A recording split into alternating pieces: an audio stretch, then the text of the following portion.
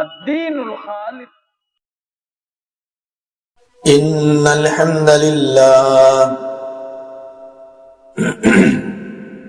نحمده ونستعينه ونستغفره ونؤمن به ونتوكل عليه ونعوذ بالله من شرور أنفسنا ومن سيئات أعمالنا من يهده الله فلا مضل له ومن يضلله فلا هادي له وأشهد أن لا إله إلا الله وحده لا شريك له وأشهد أن محمدا عبده ورسوله. أما بعد فإن خير الحديث كتاب الله وخير الهدي هدي محمد صلى الله عليه وسلم وشر الأمور محدثاتها وكل محدثة بدعة وكل بدعة ضلالة وكل ضلالة في النار. فأعوذ بالله السميع العليم من الشيطان الرجيم من همزه ونفخه ونفثه. بسم الله الرحمن الرحيم. يا أيها الذين آمنوا اتقوا الله حق تقاته ولا تموتن إلا وأنتم مسلمون. يا أيها الناس اتقوا ربكم الذي خلقكم من نفس واحدة وخلق منها زوجها وبث منهما رجالا كثيرا ونساء واتقوا الله الذي تساءلون به والأرحام إن الله كان عليكم رقيبا. يا أيها الذين آمنوا اتقوا الله وقولوا قولا سديدا يصلح لكم أعمالكم ويغفر لكم ذنوبكم ومن يطع الله ورسوله فقد فاز فوزا عظيما. رب اشرح لي صدري ويسر لي أمري واحلل عقدة من لساني يفقهوا قولي. سبحانك لا علم لنا إلا ما علمتنا إنك أنت العليم الحكيم. معزز سامعین اکرام، حاضرین جمعہ، پردہ نشین اسلامی ماں اور بہنوں اور عزیز پیارے بچوں، تمام قسم کی حمد و ثنا، کبریائی، بڑائی، عظمت و رفعت اللہ وحدہ لا شریک کے لیے لائق و زیبا ہے، جس نے ہمیں آپ کو اور ہمیں آپ کو ہی نہیں بلکہ بے شمار مخلوقات کو وجود بخشا، وجود ہی نہیں بخشا بلکہ اس سے کہیں زیادہ آگے بڑھ کر ان مخلوقات کو زندگی گزارنے کے لیے، گزر بسر کرنے کے لیے، زندگی آسان کرنے کے لیے بے شمار نعمتوں سے مالا مال کیا. ہم تمام لوگوں کو مسلمان بنایا، ایمان والا بنایا، نبی صلی اللہ علیہ وسلم کی مبارک امت میں پیدا کیا. ہم اللہ رب العالمین کا جتنا بھی شکر ادا کرے وہ کم ہے. سبحانک لا نحصی ثناء علیک انت کما اثنیت علی نفسک. حمد و ثنا کے بعد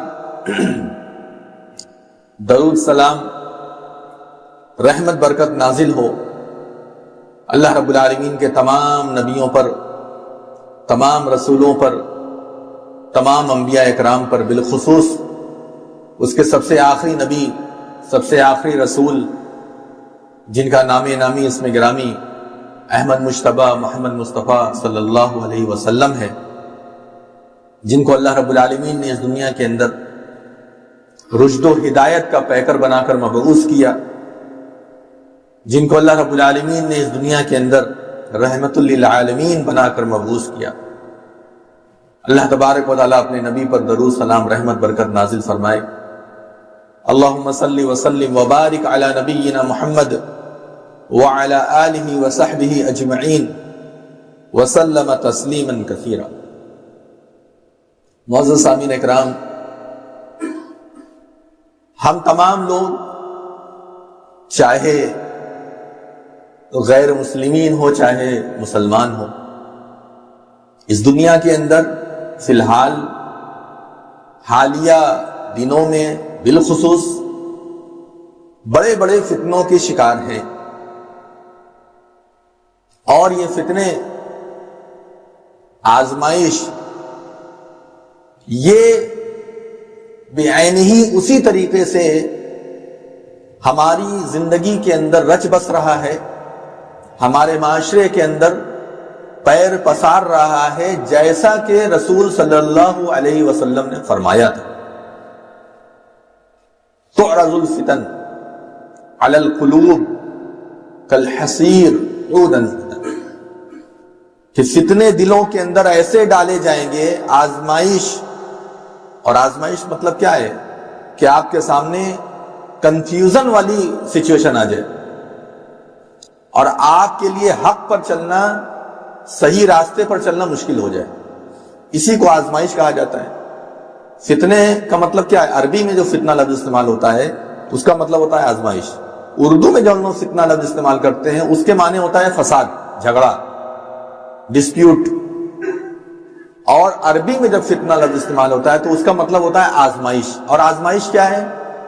حدیث میں فتنہ لفظ آیا ہے تو اس کا مطلب آزمائش ہے، اور آزمائش کا مطلب کیا ہے؟ آپ کنفیوز ہو جائیں، اور ایسے کنفیوز ہو جائیں کہ آپ کا حق پر چلنا تھوڑی دیر کے لیے مشکل ہو جائے، سیلیکٹ کرنا، کسی چیز کا انتخاب کرنا آپ کے لیے پریشانی کا باعث بن جائے۔ یہ کریں یا نہ کریں، کریں گے تو یہ ہو جائے گا، نہیں کریں گے تو یہ ہوگا، ایسے تردد میں آدمی زندگی گزارے، اسی کو فتنہ کہتے ہیں فتنہ ایسے رچے گا بسے گا ہمارے معاشرے کے اندر، ہماری زندگی کے اندر، کالحصیر عودا عودا، جس طریقے سے چٹائی ہوتی ہے، حصیر ہوتی ہے، اور آپ دیکھتے ہیں حصیر کو کیسے بنایا جاتا ہے، ایک ایک اس کی اسٹک ہوتی ہے، ایک ایک اس کی جو ہے تو کنکری ہوتی ہے لمبی لمبی، اور اس کو ایک کے بعد ایک کے بعد ایک اس کو جوڑا جاتا ہے، جوڑتے جوڑتے یہاں سے وہاں تک کی چٹائی بنا دی جاتی ہے۔ تو یہ چٹائی جو بنی، یہ چٹائی کیسے بنی؟ ایک ایک ستلی سے کرتے کرتے کرتے کرتے، اور کتنی تیزی سے، جب جو اس کو بناتا ہے اس کو آپ جا کر ذرا دیکھیے، اس کے ہاتھ کی کلا دیکھیے کہ کتنی تیزی کے ساتھ اس کو جو ہے بنتا ہے۔ تو جتنی تیزی کے ساتھ ایک ایک ستلی ڈالی جا رہی ہے، اور ایک ایک ستلی ڈلتے ڈلتے ڈلتے ڈلتے اتنی جلدی چٹائی تیار ہو گئی، ایسے ہی فتنے ایک کے بعد ایک، ایک کے بعد ایک، ایک کے بعد ایک آتے جائیں گے، اور انسان پریشان ہو جائے گا، فتنے سے نکلنا اس کے لیے مشکل ہو جائے گا۔ لیکن نکلنا تو ہے، ایک مسلمان ہونے کی حیثیت سے، جنت بنانے کی حیثیت سے نکلنا تو پڑے گا۔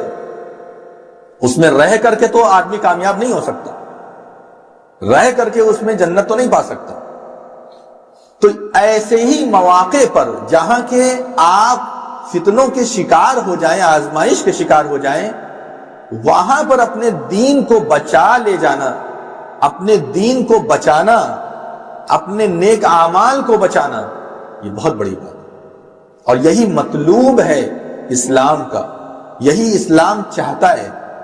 دیکھیے ہر آدمی انسان ہے، ہم لوگ انسان ہیں، چاہے اللہ والا ہو چاہے شیطان والا ہو، چاہے اللہ کا ولی ہو چاہے شیطان کا ولی ہو، چاہے دینداری میں اعلیٰ درجے کا ہو چاہے بے ایمانی میں اعلیٰ درجے کا ہو، کیسا بھی ہے انسان انسان ہوتا ہے۔ اور شیطان ہر ایک کے ساتھ لگا ہوا ہے، شیطان کو دشمن قرار دیا گیا، ان الشیطان لکم عدو مبین، شیطان کو کھلا ہوا دشمن قرار دیا ہے۔ تو یہ کھلا ہوا جو دشمن قرار دیا گیا ہے شیطان کو، وہ دیندار لوگوں کے لیے ہی صرف دیا گیا ہے، یا جو دیندار نہیں ان کے لیے دیا گیا ہے، جو مالدار ہے ان کے لیے یا جو مالدار نہیں ہے ان کے لیے، سب کے لیے قرار دیا گیا ہے۔ یہ کسی خاص طبقے کے لیے اس کو کھلا ہوا دشمن نہیں قرار دیا گیا، کسی خاص شخصیت یا کسی خاص گروہ کے لیے اس کو فتنہ نہیں قرار دیا گیا ہے، شیطان کو ہر ایک کے لیے فتنہ قرار دیا گیا ہے، چاہے بخاری شریف کی شرح لکھنے والے بڑے بڑے علماء کیوں نہ ہوں، بخاری شریف کی احادیث کو جمع کرنے والے امام بخاری رحمہ اللہ ہی کیوں نہ رہے ہوں اپنے زمانے میں، ہر ایک کے لیے شیطان فتنہ ہے، ہر ایک کے لیے شیطان لگا ہوا ہے۔ ہاں وہی کامیاب ہو گیا جس نے آزمائشوں کا بیڑا پار کر لیا، جس میں مائع ناز لوگ ہیں، امام بخاری، امام مسلم، یہ محدثین کی جماعت، صحابہ اکرام کی جماعت، بڑے بڑے ائمہ اکرام کی جماعت، علماء اکرام کی جماعت، جنہوں نے شیطان کو پچھاڑ دیا، ہرا دیا اپنے نیک اعمال کے ذریعے سے، اور اللہ رب العالمین پر توکل اور بھروسے کے ذریعے سے، اور اپنے یقین جو اللہ رب العالمین کی ذات پر یقین کامل، اس یقین کامل کے ذریعے سے اس نے شیطان کو کیا کرے، ان لوگوں نے شیطان کو کیا کیا، پچھاڑ دیا، ہرا دیا، اور آزمائش میں کامیاب ہو گئے۔ یہ ہمیں کیسے نصیب ہوگا؟ ہم کس طریقے سے فتنوں سے بچے رہیں گے؟ فتنہ تو ایسے آئے گا، اور آ رہا ہے اپنی آنکھوں سے، آپ دیکھیے، ایسا نہیں کہ فتنہ کوئی ایسی چیز ہے جو آگے کی جنریشن میں آئے گا۔ ہم اپنی جنریشن کو پاک صاف سمجھیں، ہر جنریشن والا، ہر نسل کے لوگ یہ سوچیں گے یہ تو آگے کے لیے بات ہے، یہ غلطی ہے، یہ غلط فہمی ہے۔ یہ مت سوچے کہ یہ فتنے کا جو ذکر ہو رہا ہے آگے کی نسل کے لیے، جب آگے کی نسل آئے گی تو وہ کہے گی وہ تو آگے کے لیے ہے، وہ جب آئے گی تو کہے گی وہ تو آگے کے لیے نہیں۔ یہ ایسا نہیں کہ یہ فتنے جو ہیں وہ قیامت کے قریب ہی واقع ہوں گے، بس ایسا نہیں ہے، بلکہ ہر دور میں اسکرپٹ لکھی جاتی ہے فتنے کی، شیطان کی جانب سے، دشمنان اسلام کی جانب سے اس کی اسکرپٹ تیار ہوتی ہے اور وہ لاگو کی جاتی ہے۔ مسلمانوں کے درمیان وہ فتنے فساد آتے ہیں، آزمائشیں آتی ہیں، اور وقت کا وہی ولی ہے، وقت کا وہی اللہ کا دوست ہے جو اپنے وقت کے فتنے کو پچھاڑ دے، اپنے وقت کے آزمائش کو جو ہے پچھاڑ دے، اس میں کامیاب ہو جائے۔ وقت کا ولی وہی ہے۔ اور ولی کون ہوتا ہے؟ ولی قبر کے اندر دفن ہونے کے بعد ہی لوگ ولی بنتے ہیں ہمارے معاشرے میں، ایسا تھوڑی نہیں ہے۔ الا ان اولیاء اللہ لا خوف علیہم ولا هم يحزنون، سنو اور خبردار رہو، جو ہمارے ولی ہیں ان کو نہ تو کوئی خوف ہے نہ وہ غمگین ہیں۔ کون ہیں وہ لوگ؟ الذین آمنوا وکانوا یتقون، یہ وہ لوگ ہیں جو ایمان لائے اور برابر متقی پرہیزگار رہے، ہمیشہ تقوی پرہیزگاری کی زندگی گزاری، وہ ہیں۔ تو ولی ہمارے معاشرے میں کیا ہے نا، ایک تصور بن گیا مرنے کے بعد ہی ولی بنے گا، اور جب وہ ولی بنتا ہے مرنے کے بعد تو اس کے بعد پوری دنیا اس کی مرید ہوتی ہے۔ حالانکہ حقیقت کیا ہے؟ حقیقت یہ ہے کہ ہر ایمان والا، ہر متقی پرہیزگار اللہ کا ولی، اللہ کا دوست ہے۔ کیٹیگری الگ الگ ہو سکتی ہے، کیٹیگری الگ الگ ہو سکتی ہے، کوئی بہت بڑا ولی ہو سکتا ہے، اللہ کا بہت بڑا دوست ہو جائے کہ دعا کر دے اللہ سن لے، کوئی ہو سکتا ہے 10 بار دعا کرے تب اللہ تعالیٰ سنے، کیٹیگری ہو سکتی ہے۔ اللہ کے رسول صلی اللہ علیہ وسلم نے کیا فرمایا کہ بہت سارے لوگ ایسے ہیں اللہ کے نزدیک میں، اور اللہ رب العالمین کے یہاں ان کی اتنی پہنچ ہے، اتنی پہنچ ہے، ربما اشعر راس، بہت سارے ایسے ہیں جن کے سر کے بال پراگندے ہیں، بال بکھرے ہوئے ہیں، مدفوع بالابواب، دروازوں سے ان کو دھتکار دیا گیا ہے، بھگا دیا گیا ہے، ان کی کوئی ویلیو نہیں ہے، کوئی عزت نہیں ہے معاشرے کے اندر، ان کو کوئی کچھ نہیں سمجھتا۔ اور لئن اقسم علی اللہ، اللہ رب العالمین کیا اس کی اتنی ویلیو ہے، اتنی ویلیو ہے کہ اگر اللہ رب العالمین کے قسم کھا کر کے کچھ بول دے، اللہ کا نام لے کر کے کچھ بول دے، لئن اقسم علی اللہ لأبرأہ اللہ، اللہ تبارک و تعالیٰ اس کی زبان کی لاج رکھے، اللہ تبارک و تعالیٰ اس کی زبان سن لے۔ جو توحید پرست ہوتے ہیں، توحید کے آگے کچھ بھی قبول کرنے کے لیے تیار نہیں ہے، توحید سے کمپرومائز نہیں کرتے، سنت سے کمپرومائز نہیں کرتے، کوئی صلح نہیں، کوئی کمپرومائز نہیں، جو نیک اعمال سے کوئی کمپرومائز نہیں کرتے، بڑے سے بڑے جاڑے کا موسم، سردی کا موسم بھی انہیں برف جیسے پانی سے وضو کرنے سے نہیں روک پاتا، گرمی کے اندر رہنے والی رات جو بہت چھوٹی رات ہوتی ہے، اس رات میں بھی وہ تہجد سے محروم نہیں ہو پاتے۔ دنیا کی ہر چیز کو انہوں نے مات دے دی، ہر چیز کو مات دے دی۔ یہ وہ لوگ ہوتے ہیں، یہ وہ نہیں ہوتے جو بریانی کھانا حرام کر لیتے ہیں اپنے اوپر، کہتے ہیں بریانی ہم نہیں کھائیں گے۔ بہت سارے ولی ایسے ہیں جو بیان کیا جاتا ہے بھائی، بیان کیا جاتا ہے. کہتے ہیں انہوں نے قسم کھا لی کہ ہم بریانی کبھی نہیں کھائیں گے، وہ اللہ کے ولی ہو گئے. ارے بریانی نہیں کھانا کوئی ولایت ہے؟ گوشت کھانا یہ اگر فراہمی ہے ہمارے پاس تو نبی صلی اللہ علیہ وسلم نے گوشت نہیں کھایا ہے، حرام کر لیا اپنے اوپر. یہ کون سی ولایت ہے؟ ننگے رہنا کوئی ولایت ہے؟ گالی بکنا کوئی ولایت ہے؟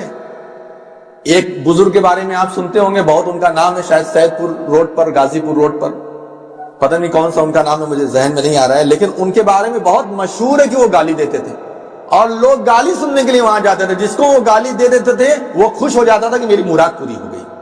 سہراب بابا، ہاں آپ کسی سے پوچھے تو آپ کو پتہ چلے گا، غازی پور سید پور روڈ پر وہ آج بھی مزار ہے، آج بھی ان کی قبر ہے. اور جمع غفیر وہاں پر اکٹھا ہوتا ہے، بہت لوگ اکٹھا ہوتے ہیں، بھیڑ ہوتی ہے وہاں پر. ان کی تاریخ آپ پڑھیے، بہت زیادہ جو مشہور ہے ان کے بارے میں، جو ہر ایک زبان پر ہے، وہ یہ کہ وہ گالی دیتے تھے. گالی دینا ولایت ہے؟ گالی دینا، وہ بھی ماں بہن کی گالی دینا، نعوذ باللہ من ذالک. اور جانے والا اتنا بغیرت قسم کا مرید کہتا ہے کہ جب وہ گالی دیتے تھے تب سمجھ میں آتا تھا کہ ہاں اب ہماری مراد پوری ہو گئی. جب تک وہ نہیں دیتے تھے وہیں بیٹھے رہتے، چھیڑتے رہتے تھے انہیں، گالی دیں گالی دیں. یہ سب ولایت کون سی ہے؟ ولایت تو دینداری ہے، ولایت توحید ہے، سنت پر عمل ہے، اس کو ولایت کہتے ہیں. وہ اللہ کا ولی ہوتا ہے. اللہ رب العالمین نے ان لوگوں کو ولی قرار دیا، صحابہ کہف کو. کیوں ولی قرار دیا ان کو؟ اپنا ایمان بچانے کے لیے غار میں جا کر کے چھپ گئے. کہا کہ نہیں ہم اس بادشاہ کو خدا کیسے مانیں گے، نہیں مانیں گے، اور مروا دے گا ہم لوگوں کو، چھوڑے گا نہیں، تو چلو یہاں سے نکلو اپنی جان بچا کر کے. بھائی ہٹلر سے کون لڑے گا؟ ہٹلر سے کون لڑے گا؟ وہ تو مروا دے گا، بات سنو ورنہ مر جاؤ ہمارے سامنے، قتل کرا دے گا وہ. تو کہا کہ اپنی جان بچانا، چلو نکلو یہاں سے. وہ جا کر کے غار میں چھپ گئے اور پورا واقعہ آپ لوگ کو معلوم ہے. ہنالک الولایۃ للہ الحق. تو یہ جو ولایت ان کو ملی، یہ توحید کو بچانے کی وجہ سے ملی. یہاں تو توحید لٹا کر کے ولایت ملتی ہے. جتنی جو زیادہ توحید کی دھجیاں اڑائے، سنت کی دھجیاں اڑائے، وہ اتنا بڑا ولی بنتا ہے. یہ بھی فتنہ ہے ہمارے دور کا، یہ بھی آزمائش ہے ہمارے دور. آپ کو ہر قدم پر آزمائش ملے گی میرے بھائیوں. آزمائش اور فتنہ یہ آگے کی جنریشن والی چیز نہیں ہے جو ہم سوچ کر کے بیٹھے رہتے ہیں.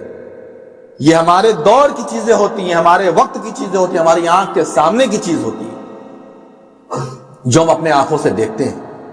گھریلو مسائل ہیں، طلاق کا مسئلہ آ گیا مثلا. اب معلوم ہے میاں بیوی نہیں رہ سکتے ہیں، لڑکی والے بھی جانتے ہیں، لڑکے والے بھی جانتے ہیں. غلطی بھی واضح ہو گئی، لاسٹ اسٹیپ پر کیس چل رہا ہے، لاسٹ اسٹیپ پر معاملہ چل رہا ہے مسلمانوں کی پنچایت کے بیچ میں. اب لڑکی والے کھڑے ہو کر کے کہتے ہیں نہیں ہم ایسے تھوڑے نہیں چھوڑیں گے. ہو گیا اسلامی طریقے سے فیصلہ ہو گیا، بھائی دیکھو یہ معاملہ ایسا ہے، سب سن لیا، 10 بار میٹنگ ہو گئی، یہ فیصلہ ہے، الگ ہو جائیں. نہیں ایسے کیسے چھوڑیں گے، ہمیں 10 لاکھ چاہیے، ہمیں 20 لاکھ چاہیے.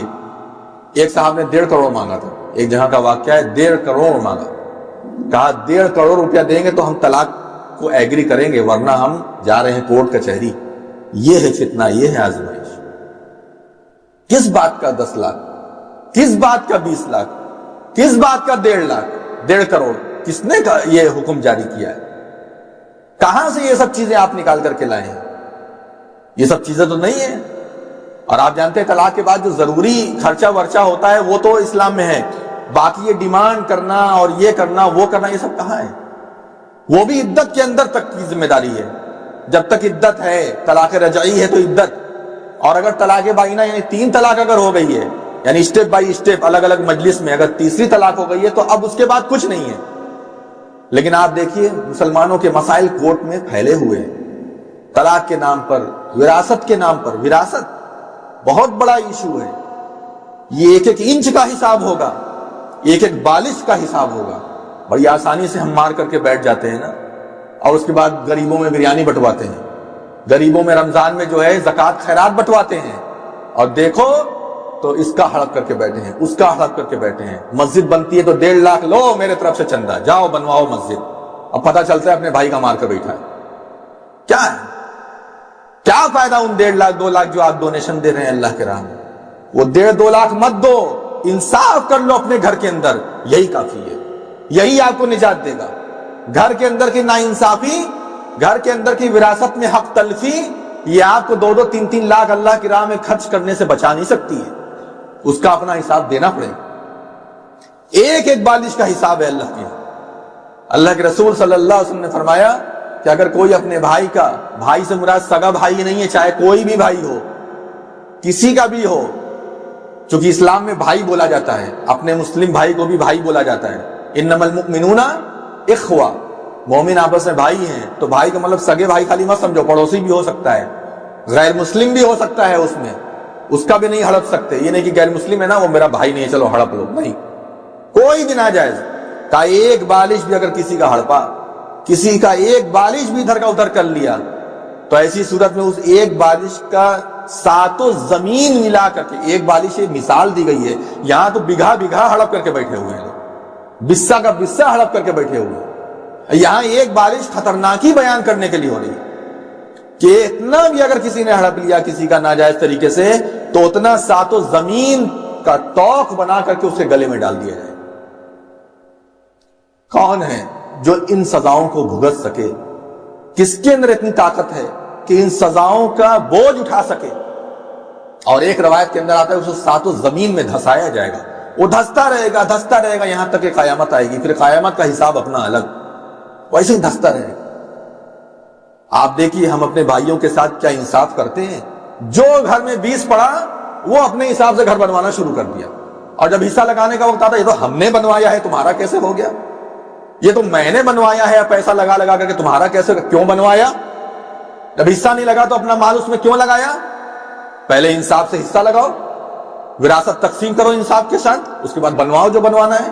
یہ بڑے چالاک ہوتے ہیں، یہ گھر کے جو بڑے لوگ ہوتے ہیں، جو دبنگ ہوتے ہیں، بھائی لوگ جو دبنگ بھائی ہوتے ہیں، یہ ہر گھر کا یہ قصہ ہے بھائی، یہ ایسا نہیں کہ میں کسی خاص جگہ کی بات کر رہا ہوں۔ جو دبنگ کسی کو دماغ لگاتے ہیں، پہلے بنوا لیتے ہیں پورا اپنا پیسہ لگا کر کے، اس کے بعد کہتے ہیں کیسا حصہ، یہ تو ہم نے بنوایا ہے۔ ارے تم نے اپنے باپ کی زمین پر بنوایا ہے، پہلے حصہ لگاؤ اس کا، اپنی پرسنل زمین پہ تم نے نہیں بنوایا ہے کہ تم کہہ دو کہ کیسا حصہ، کیسی وراثت، تم نے اپنے باپ کی زمین پر بنوایا ہے، اس لیے اب اس کا حصہ ہے، بھلے تمہارا جو مال لگا ہے اگر وہ یوز کر رہے تو اس میں حساب کتاب ہوگا، علماء کے پاس بیٹھ کر کے اس کے ایک حصہ کا پورا طریقہ نکالا جائے گا، مفتیان کرام کے پاس بیٹھ کر کے طریقہ نکالا جائے گا۔ لیکن یہ آپ کیسے کہہ دو گے کہ تو میں نے بنوایا، تمہارا یہاں نہیں ہے وہاں جاؤ، ادھر ان میں نہیں ہے ان میں ہے جاؤ وہاں۔ یہ فتنے ہیں، یہ آزمائش ہے جو آپ کے ایمان کو خراب کرے گی ہر جگہ، چاہے ہمارے خاندانی مسائل ہوں۔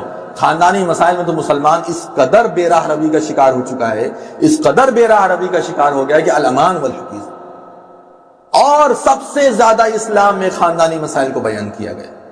پوری قرآن آپ اٹھا کر کے دیکھیے، توحید کا ذکر ملے گا، سنت کا ذکر ملے گا، نبی کی اطاعت کا ذکر ملے گا، اور یہی خاندانی مسائل ملیں گے، عورتوں کے مسائل، ہماری وراثت کے۔ یہ تو وہ چیز ہے نا جس کا ذکر اللہ رب العالمین نے قرآن میں کیا۔ اور پہلے کیا ہوتا تھا؟ وصیت ہوتی تھی، جب آیتیں نازل نہیں ہوئی تھی تو وصیت ہوتی تھی۔ سورہ بقرہ کے اندر وہ آیت بعد میں منسوخ ہو گئی، اور یہ کہا گیا کہ جب تم مرنے لگو، تمہارا انتقال قریب ہو تو وصیت کر دیا کرو اپنے اقربا کو۔ بعد میں سورہ نساء کے اندر باقاعدہ سب کا حصہ مقرر کر دیا گیا، لمبی چوڑی آیتیں ہیں 1.5-2 پیج کے اندر، اور اس میں بتایا گیا کس کو کتنا کتنا حصہ ملے گا۔ کچھ حصوں کا ذکر سنت کے اندر آتا ہے۔ اللہ کے رسول صلی اللہ علیہ وسلم نے فرمایا کہ یہ وہ چیز ہے، یہ وہ چیز ہے جس کے معاملے میں اللہ رب العالمین نے کسی پر بھی اعتماد نہیں کیا، بلکہ خود آیت نازل فرمائی، ان اللہ اعطى کل ذی حق حقہ، بے شک اللہ رب العالمین نے ہر ایک کو اس کا حق دے دیا، ہر حقدار کو اس کا حق دے دیا۔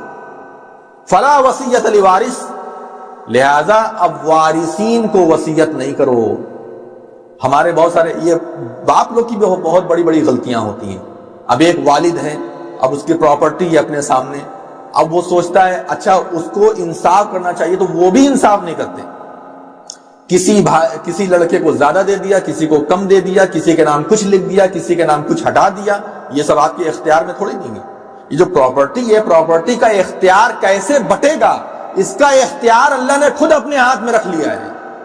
بھلے آپ کمائے ہیں، بھلے آپ نے اکٹھا کیا ہے، پائی پائی جوڑ کر کے آپ نے کتنا بھی اکٹھا کیا ہو، لیکن وراثت آپ کے دماغ سے نہیں لگے گی، گھر کا حصہ آپ کے دماغ سے نہیں لگے گا، بلکہ گھر کا حصہ لگے گا اللہ رب العالمین کے حساب سے، جیسا اللہ نے بیان کیا، جیسا وہ بیان کر رہا ہے، جیسے اس کے ذکر ہے ویسے حصہ لگے گا۔ آپ کا دماغ نہیں چلے گا، بھلے آپ اس کے مالک ہیں۔ آپ کا دماغ کتنا چل سکتا ہے معلوم ہے؟ 33% بطور وصیت، وہ بھی ان کو جن کا حصہ نہیں بنتا، جن کا حصہ جیسے لڑکا لڑکی وغیرہ ان کا حصہ بنتا ہے نا پراپرٹی میں، قرآن میں ان کا حصہ بیان کیا گیا ہے، ان کو آپ 1/54 بھی الگ سے ایکسٹرا وصیت نہیں کر سکتے۔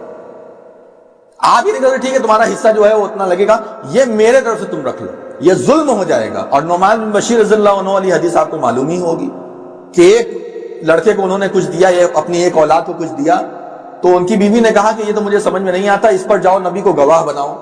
رسول صلی اللہ علیہ وسلم کے پاس گئے، کہا نبی صلی اللہ علیہ وسلم نے کیا تم نے اپنے ساری اولاد کو ایسا دیا ہے؟ کہا کہ نہیں، میں نے صرف ایک اولاد کو، ایک لڑکے کو ایسا دیا ہے۔ کہا کہ یہ ظلم ہے اور میں ظلم پر گواہ نہیں بنتا، ساری اولاد کو دو۔ یہی وجہ ہے کہ اگر آدمی اپنی زندگی میں حصہ لگا رہا ہے تو سب کو برابر برابر دینا پڑے گا، لڑکی کو بھی اتنا ہی دینا پڑے گا جتنا لڑکے کو دیتا ہے۔ لڑکی کا حصہ لڑکے سے آدھا ہوتا ہے نا، للذکر مثل حظ الانثیین، لیکن یہ جو حصہ ہے اگر انسان اپنی زندگی میں ہی لگا رہا ہے، اپنی حیات میں لگا رہا ہے سب کا حصہ، تو لڑکی کو آدھا نہیں ملے گا، لڑکی کو بھی برابر برابر ملے گا، کیونکہ یہ ہبہ ہے نہ کہ وراثت، اور وراثت کی تقسیم مرنے کے بعد ہوتی ہے، اس کو ہبہ میں شمار کیا جائے گا اور سب کو برابر برابر دیا جائے گا، یہ بھی اسلام کا قانون ہے۔ تو یہ کیا کرتے ہیں ہمارے والد یا جو بوڑھے لوگ ہوتے ہیں، غلطی جو کرتے ہیں وہ یہیں آ کر کے غلطی کرتے ہیں، وصیت کرتے ہیں۔ وصیت آپ 33% کر سکتے ہیں خیرات کے لیے، دین کے کام کے لیے، مسجد میں، مدرسے میں، یا اسی طریقے سے کسی غریب کو دینے میں۔ مثلا آپ کے پاس 1 لاکھ روپیہ ہے تو آپ میکسیمم 33,000 یعنی 33,000 روپیہ آپ کسی غیر کو دے سکتے ہیں۔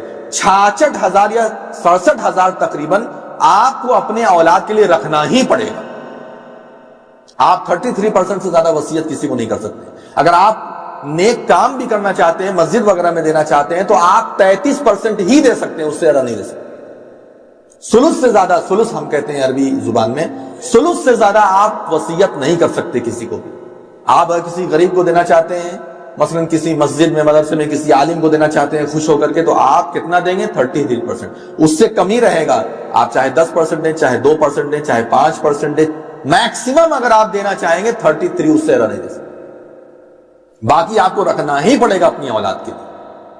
یہ نہیں کہ اپنی اولاد سے غصہ ہیں آپ، چاروں لڑکے سے غصہ ہیں آپ، تو اب کسی کے نام نہیں کریں گے، آپ اٹھا کر کسی دوسرے کے نام کر دیں، یہ آپ نہیں کر سکتے۔ اسلام نے یہ بھی قانون بنایا ہے۔ تو بہرحال میرے بھائیوں، بات کہاں سے کہاں نکل گئی، یہ سب چیزیں سب ہمارے فائدے کے لیے ہیں، سب اسلام کی باتیں ہیں، سب دین کی باتیں ہیں۔ یہ فتنے فساد جو ہیں، یہ آزمائشیں جو ہیں، یہ کہاں کہاں قدم اٹھائے گی اپنا آپ نہیں جانتے، ہم نہیں جانتے، لیکن ہمیں چوکنا رہنا ہے۔ فتنے سے آپ کیسے بچیں گے؟ بس ایمان اور اعمال پر چلتے رہیے۔ جو ایمان ہے اللہ رب العالمین پر کامل یقین، جتنی چیزوں پر ایمان رکھنا ہے وہ، اور جو آپ کے نیک اعمال ہیں جو قرآن اور احادیث کے اندر بیان کیے گئے ہیں، جو حرام ہے اس سے بچنا، جو واجب ہے سنت ہے اس کے مطابق اپنی زندگی گزارنا، یہ آپ کریے۔ اتنا آپ کر لیں گے، ہر طرح کے فتنے سے انشاءاللہ محفوظ رہیں گے۔ اور اگر اس میں پھنس گئے، اپنا دماغ دیکھنے لگا، سود کا پیسہ آ رہا ہے چلو لے لو لے لو، حرام کا پیسہ آ رہا ہے چلو ایڈجسٹ کر لیں گے، چلو ایسے کر لیں گے ویسے کر لیں گے، یہ دماغ لگا کر کے آپ فتنوں کے شکار ہو جائیں گے۔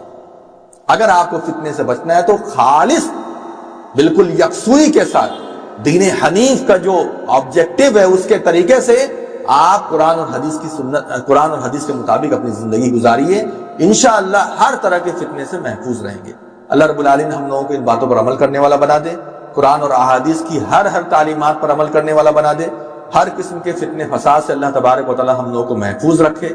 اللہ رب العالمین ہم تمام لوگوں کو متحد کر دے، ایک کر دے، نیک کر دے، کتاب و سنت کی روشنی کے مطابق زندگی گزارنے والا بنا دے۔ اللہ رب العالمین جب تک ہم لوگ کو اس دنیا میں زندہ رکھ، اسلام کی تعلیمات کو پھیلانے والا بنا کر زندہ رکھ۔ اللہ رب العالمین جو لوگ مصیبتوں اور پریشانیوں میں مبتلا ہیں تو اپنے رحم و کرم سے ان کے پریشانیوں کو، ان کی مصیبتوں کو دور کر دے۔ اللہ تبارک و تعالیٰ جب تک ہمیں اس دنیا میں زندہ رکھ اسلام اور ایمان پر، اور جب ہماری وفات کا وقت آئے تو ہمارا خاتمہ بالخیر فرما۔ اللہ تبارک و تعالیٰ جو لوگ قرض کی وبا میں اور قرض کی پریشانیوں میں مبتلا ہیں تو ان کے لیے راستہ آسان کر دے، قرض کی ادائیگی کا راستہ آسان کر دے۔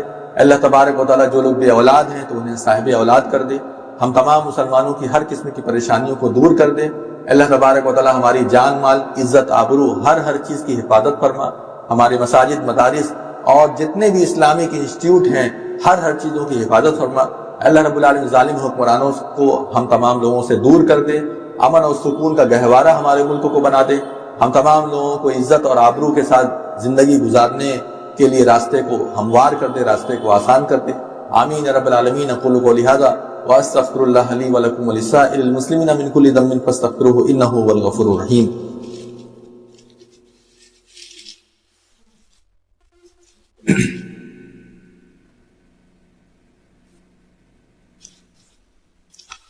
الحمد لله الذي لم يتخذ ولدا ولم يكن له شريك في الملك ولم يكن له ولي من الذل وكبره تكبيرا۔ الله أكبر لا إله إلا الله والله أكبر ولله الحمد۔ الله أكبر كبيرا والحمد لله كثيرا وسبحان الله بكرة وأصيلا۔ أما بعد فأعوذ بالله من الشيطان الرجيم، بسم الله الرحمن الرحيم۔ إن الله وملائكته يصلون على النبي يا أيها الذين آمنوا صلوا عليه وسلموا تسليما۔ اللهم صل على محمد وعلى آل محمد كما صليت على إبراهيم وعلى آل إبراهيم إنك حميد مجيد، وبارك على محمد وعلى آل محمد كما باركت على إبراهيم وعلى آل إبراهيم إنك حميد مجيد۔ عباد الله رحمكم الله، إن الله يأمر بالعدل والإحسان وإيتاء ذي القربى وينهى عن الفحشاء والمنكر والبغي يعظكم لعلكم تذكرون۔ اذكروا الله عزيز الجليل يذكركم وادعوه يستجب لكم ولذكر الله أكبر والله يعلم ما تصنعون۔